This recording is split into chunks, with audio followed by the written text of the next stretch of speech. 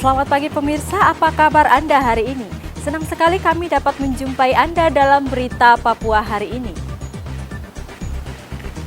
Saya Yuni Rumbarar beserta tim redaksi telah menyiapkan sejumlah berita menarik dan aktual untuk Anda. Berikut 3 berita utama.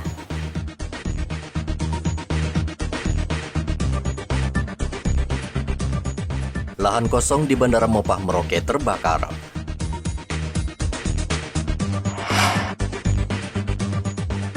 Cuaca buruk di Kota Sorong, rusak fasilitas umum.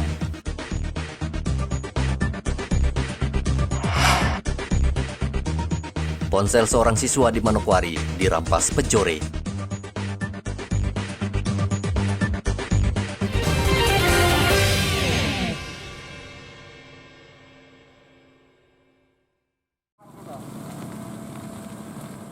Lahan dengan rerumputan kering di kawasan Bandara Mopah Merauke Kamis kemarin terbakar. Tiupan angin yang kencang menyebabkan api cepat membesar dan merembet ke lahan lain. Petugas damkar kesulitan memadamkan api karena area yang terbakar cukup luas. 1 jam kemudian api baru bisa padam. Api diduga berasal dari lahan rerumputan yang sengaja dibakar anak-anak yang bermain di sekitar kawasan itu. Kawasan Bandara Mopah Merauke sudah sering kali terbakar.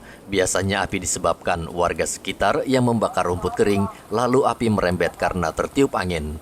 Sekeliling kawasan sebenarnya sudah dipagari, namun warga masih bisa memasukinya dengan berbagai cara. Muhammad Ridwan melaporkan dari Merauke, Papua.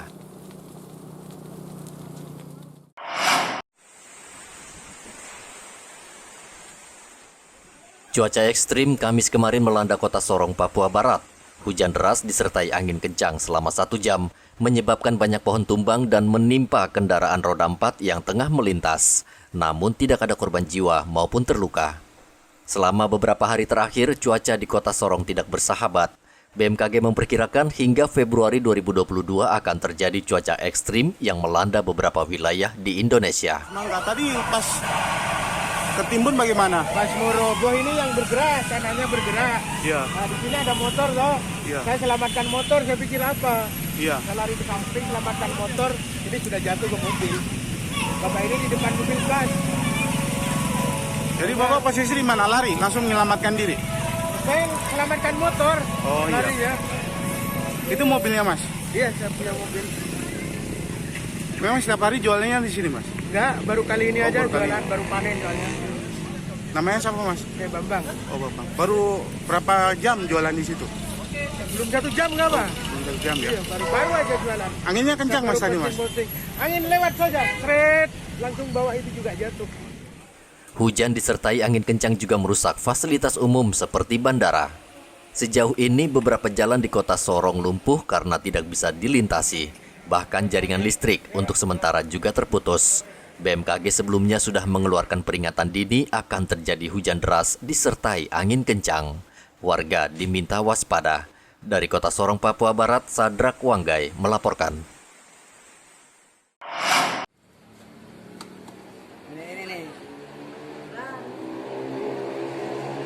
Seorang siswa Yapis Manokwari menjadi korban penjambretan. Korban saat itu hendak masuk ke sekolah, tiba-tiba didatangi seorang pemuda dan langsung merampas telepon genggamnya. Korban sempat melawan namun tidak berkutik karena pelaku berbadan kekar. Perampasan ponsel itu terekam kamera pengawas. Kapolres Manokwari AKBP Dadang Winjaya mengatakan polisi sudah memeriksa beberapa saksi dan tengah memburu pelaku. Pagi ini kami mendapat informasi tentang tindak pidana curat yang ada di Jalan Raya, di mana aksi ini dilakukan pagi hari sekitar jam 6:30 tadi pagi. Itu kami mendapatkan rekaman CCTV adanya jambret yang di dekat sekolah Yapis. Untuk sementara dari pihak korban belum ada membuat laporan, tetapi kami berusaha untuk mencari pelaku yang sudah terekam daripada kamera yang ada di lokasi. Harapan kami kepada masyarakat yang mengetahui ataupun mengenali ciri-ciri yang lain ataupun terutama korban untuk dapat membuat laporan polisi ke kami sehingga kami lebih fokus pada sasaran target yang akan kami cari ini. Pelaku kejahatan kerap mengincar telepon genggam karena sebagian besar pemilik lengah ketika menggunakan perangkat tersebut di ruang publik. Polisi menghimbau warga agar lebih berhati-hati. James Aisoki melaporkan dari Manokwari. Teripang merupakan komoditas yang menggiurkan. Tidak heran penyelundupan teripang atau timun laut sering terjadi di Merauke. Kepolisian sektor kawasan Pelabuhan Laut belum lama ini menyita teripang asal Papua New Guinea yang akan dikirim keluar Papua menggunakan kapal. 65 koli teripang tersebut dibawa menggunakan kontainer dan tidak dilengkapi dokumen yang sah. Hingga saat ini polisi masih mencari pemilik teripang tersebut. Kami amankan sejumlah barang yang diduga itu adalah hasil laut yang bukan komoditi Kabupaten Merauke. Berupa teripang sebanyak 65 koli. Nah, hal itu kami duga bahwa ini tidak memiliki dokumen. Kenapa? Karena bukan bagian daripada komoditi Kabupaten Merauke. Dugaannya barang ini berasal dari negara asal di PNJ. Itu dugaannya kami. Makanya dia tidak memiliki satu dokumen. Ya kalau namanya barang yang dari negara asal berarti harus dilengkapi dengan izin ekspor impor. Terus kemudian harus mempunyai sertifikasi kesehatan dari negara asal bahwa barang itu layak untuk dikonsumsi oleh masyarakat di negara tujuan, terutama kalau dengan Indonesia ya masyarakat Indonesia. Rencananya mau dikirim ke mana, Pak? Rencananya itu akan dikirim ke Surabaya menggunakan kapal Tanto. Tanto ya? Ya. Berarti barangnya udah di atas kapal baru diturunkan? Barangnya belum di atas kapal, baru kapal. aja dimasukkan dalam dikemas dalam kontainer. Gitu. Sejauh ini hasil pemeriksaan bagi pemilik seperti apa, Pak Kapolsek? Ini sementara kita masih melakukan penyelidikan dan pengembangan sejauh mana barang ini kepemilikannya kemana.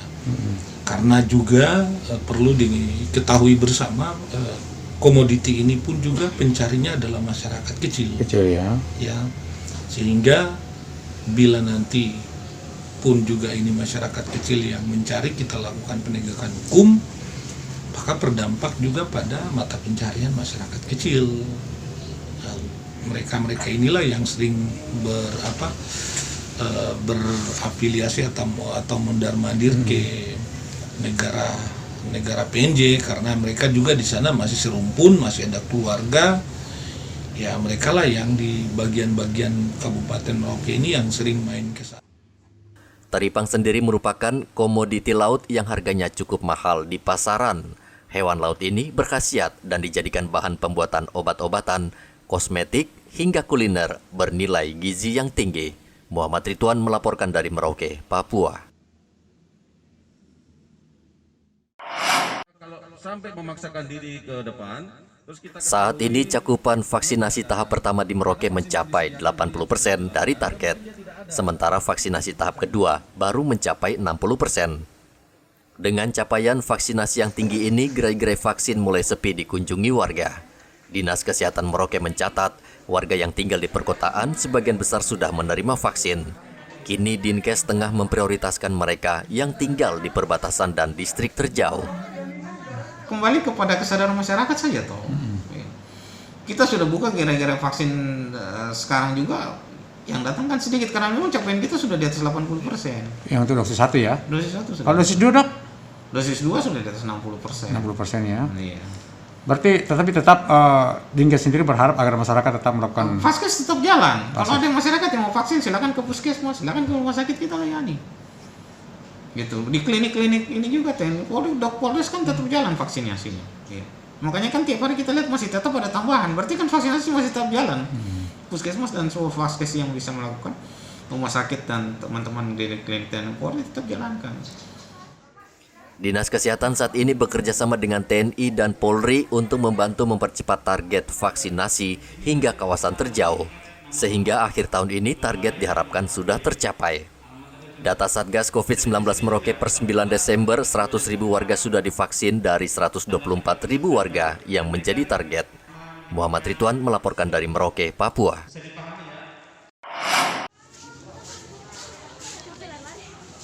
Dinas Kesehatan Merauke tengah giat menyisir warga yang belum mau divaksin, termasuk siswa SMP Negeri 2 Merauke. Vaksinasi siswa sekolah mendapat tanggapan positif dan umumnya mereka mau divaksin untuk kesehatan. Berapa Marlon? Kelas 7 ya. Marlon, kamu ini vaksin yang berapa? Yang berapa? Kedua. Yang kedua. Siapa yang suruh vaksin Marlon? Mau sendiri Mau sendiri. Kenapa mau vaksin Marlon? supaya terhindar dari COVID-19. Oh gitu. Teresia, kamu kelas berapa nih Teresia? Kelas 7, Kelas 7 ya. Ini kamu vaksin yang keberapa? vaksin kedua, Vaksin kedua. Siapa yang suruh vaksin Teresia? orang tua, Kenapa memang? supaya sehat. Supaya sehat ya. Vaksin pertamanya sudah juga ya? Sudah. Sudah. 200 siswa di SMP Negeri 2 Merauke Kamis kemarin menerima vaksin. Dengan vaksinasi ini, maka tahun depan belajar secara tatap muka sudah bisa dilakukan secara penuh. Program kami dari SMP Negeri 2 dalam rangka memenuhi kebutuhan dan sekaligus aturan pemerintah bahwa tatap muka boleh berlangsung dengan baik ketika kurang lebih 90% sudah divaksinasi. Nah, langkah itu kami ambil bekerja sama dengan pihak kepolisian untuk melaksanakan vaksinasi. Nah, sekarang yang kami lakukan ini vaksinasi kedua dengan kuota yang diminta oleh kepolisian 230. Nah, sehingga yang kami akomodir ini 230 untuk vaksin kedua dan vaksin satu ketika masih ada yang ini yang belum divaksin. Memang masih banyak yang belum divaksin, sekitar 216 siswa yang belum divaksin satu. Mereka akan divaksin hari Kamis depan. Ibu, mereka yang belum divaksin itu kenapa? Memang ada kendala apa seperti apa? Ya, pertama orang tua yang tidak mengizinkan, ya. Orang tua yang masih meragukan dengan vaksinasi. Kemudian ada anak juga yang punya penyakit bawaan, ya, yang memang tidak bisa divaksin. Tetapi mudah-mudahan dengan adanya vaksin 2 ini, di mana vaksin 1 sudah dilakukan pada bulan Oktober yang lalu, tidak punya kendala sehingga bisa menularkan ke teman-temannya yang vaksin satu belum divaksin satu supaya percaya bahwa vaksin ini memang sangat penting untuk kesehatan. Hari ini mengadakan vaksinasi di SMP Negeri 2 untuk menyisir anak-anak sekolah yang belum melaksanakan vaksin dosis pertama maupun yang kedua, Bapak. Ini merek yang digunakan merek apa, Dok? Masih sama dengan yang kemarin, yaitu Sinovac. Sinovac ya? Ya. Hari ini targetnya berapa banyak, Dok? Hari ini kita target 230. 200 Nanti ya? minggu depan, Kamis lagi kami datang. Targetnya lebih besar lagi. Jadi sekitar 600 katanya yang belum divaksin bisa divaksin. Dosis 1 dan 2. Kalau untuk keseluruhan sekolah, Dok, mungkin punya data berapa yang belum divaksin semuanya? Untuk keseluruhan sekolah. Iya, siswanya? Kalau di sini yang vaksin dosis kedua itu ada 200. 200 ya? Yang ini 400-an. Oh, gitu. Sebagian besar warga di Merauke sudah divaksin, namun warga yang tinggal di perbatasan dan distrik terjauh masih banyak yang belum menerimanya. Muhammad Ridwan melaporkan dari Merauke, Papua.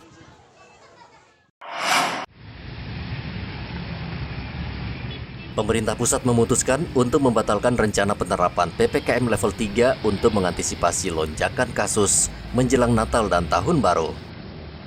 Wakil Bupati Mimika Johannes Retop mengatakan saat ini Mimika berada di PPKM level 1 karena angka kasus COVID-19 menurun drastis. Namun pemerintah daerah akan tetap membatasi pergerakan warga saat Natal dan Tahun Baru. Pemda berencana akan membatasi umat beribadah di gereja sebanyak 50%. Pemda juga melarang pesta kembang api. Namun hal itu nantinya akan diputuskan dalam rapat bersama TNI dan Polri. Kita kembali pada pembatalan PPKM level 3 sesuai dengan instruksi Mendagri nomor 62. Jadi akhirnya pemerintah pusat mungkin menyesuaikan. Ini kan proses penyesuaian saja bahwa PPKM level 3 tidak dilaksanakan di semua tempat, tetapi PPKM tetap dilaksanakan sesuai dengan level penyakit COVID di daerah tersebut. Tetapi boleh disesuaikan dengan daerah itu sendiri. Jadi artinya tergantung kita lagi di kabupaten. Kita mau tetap mengikuti kita level 1 sesuai aturan di atas, atau kita mau menerapkan beberapa aturan untuk batasan-batasan khusus. Ini tergantung kita. Oke, ini Satgas Covid yang akan menentukan ini. Ini yang pertama. Yang kedua, bahwa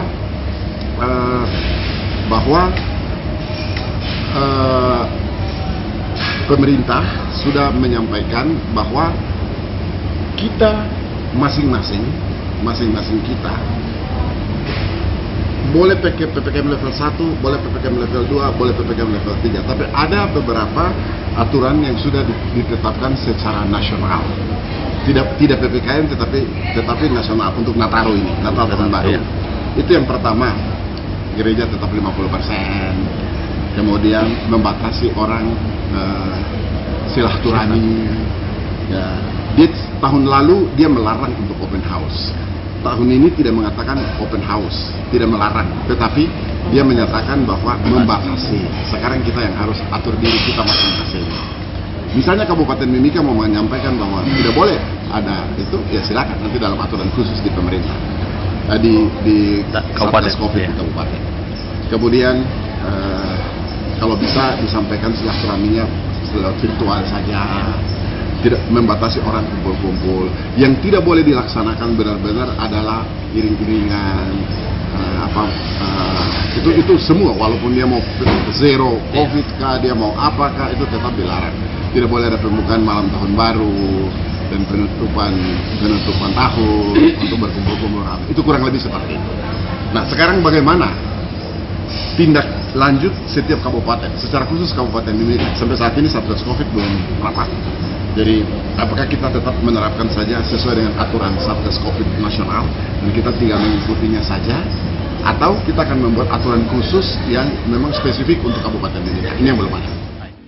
Wakil Bupati berharap peraturan ditaati dan dihormati sehingga tidak terjadi peningkatan kasus COVID-19 seperti beberapa bulan yang lalu. Dari Mimika, Papua, Igobat Momolin melaporkan. Untuk mengadakan Teddy Sungadi, salah satu nasabah perusahaan perkreditan, memprotes pengambilan secara paksa kendaraan roda 4 yang dilakukan penagih hutang atau debt collector. Ia melaporkan tindakan tersebut ke kantor polisi. Mobil yang ia kredit sebesar 150 juta rupiah kini sudah ditarik perusahaan leasing. Ia mengatakan tindakan perusahaan kredit tersebut tidak berdasarkan hukum. Menurutnya, penyitaan harus dilakukan melalui mekanisme yang jelas. Keadaan mobil saya disita sebelum jatuh tempo 2 bulan. Pada waktu itu tanggal 15 November petugas atau pegawai dari BFI datang minta saya tanda tangan untuk pengamanan mobil sebagai jaminan.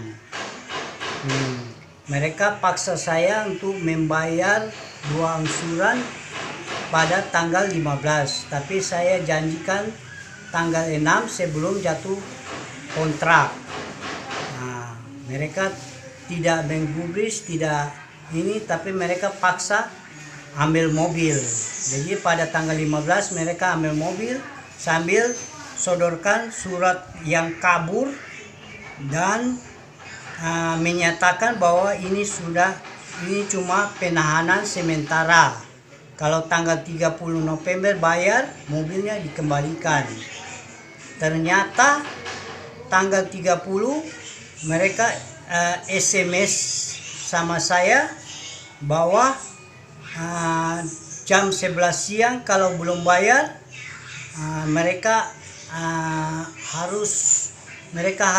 kita harus membayar lunas semua. Jadi seperti pemutusan kontrak kredit sepihak.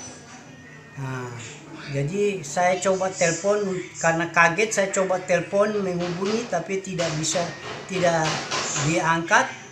Kemudian tanggal 4 saya mau bayar, mereka sudah tidak terima. Malah saya mau bayar 2 bulan tunggakan supaya tidak kena denda lagi. Tapi mereka bilang tidak bisa, harus lunasi semua. Kalau lunasi semua itu berapa banyak, Pak? Jadi lunasi semua sebanyak 12 bulan. 12 bulan.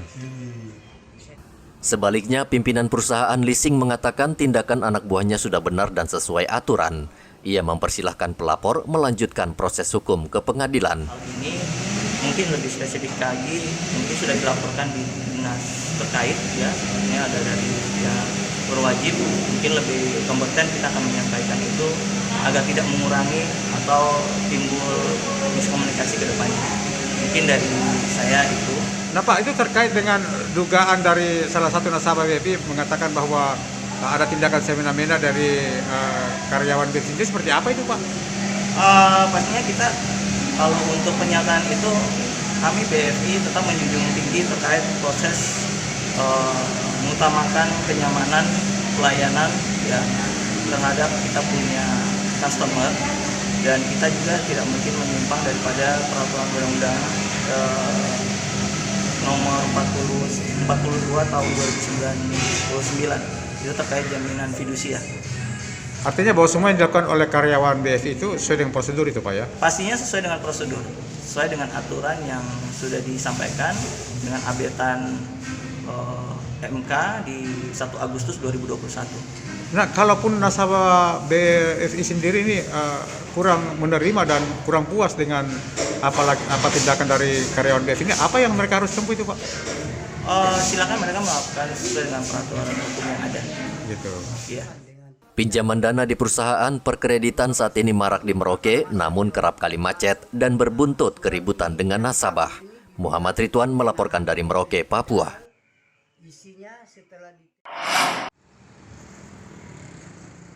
Cuaca buruk akhir-akhir ini telah menyebabkan sejumlah daerah di Indonesia dilanda musibah banjir.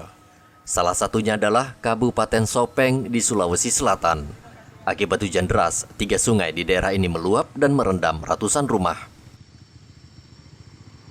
Untuk meringankan korban banjir di Sopeng, sejumlah mahasiswa Universitas Musa Mus Merauke menggalang dana dari masyarakat di sejumlah ruas jalan utama Kamis kemarin. Koordinator penggalangan dana Supriyadi mengatakan penggalangan dana akan dilakukan selama sepekan dan dana masyarakat tersebut akan langsung dikirim ke Pemda Sopeng. Unmus mengadakan penggalangan dana karena kejadian di Sulawesi Selatan, khususnya Kabupaten Baru, Maros, dan Sopeng mengalami banjir bandang sehingga rumah-rumah ikut terseret, dan untuk itu kami minimal mendapatkan dana sebesar 10 juta. Untuk itu semoga Bapak sekalian yang dapat kontribusi terhadap ini mendapatkan rezeki sangat banyak. Kami mengharapkan itu. Terima kasih. Ada berapa titik ini untuk pengumpulan dana? Untuk titiknya sekitar 3 titik. Yang pertama Lingkaran Merijaya, yang kedua Pasar Mamanggu, yang ketiga depan Senyum 5.000. Ada berapa mahasiswa yang dilibatkan ini? Untuk mahasiswa sekitar 15 orang Pak. 15 orang ya? Pak. Nah nantinya ini akan dikirim langsung atau seperti apa nanti dananya? Untuk dananya kami langsung mengirimkan di saudara-saudara kami yang ada di Kota Makassar. Ya. Cuaca buruk masih akan melanda sejumlah daerah di Indonesia. BMKG memperkirakan cuaca ekstrim akan terjadi dari Desember hingga Februari 2022. Selain potensi banjir, BMKG juga memperkirakan akan terjadi gelombang tinggi. Muhammad Ridwan melaporkan dari Merauke, Papua.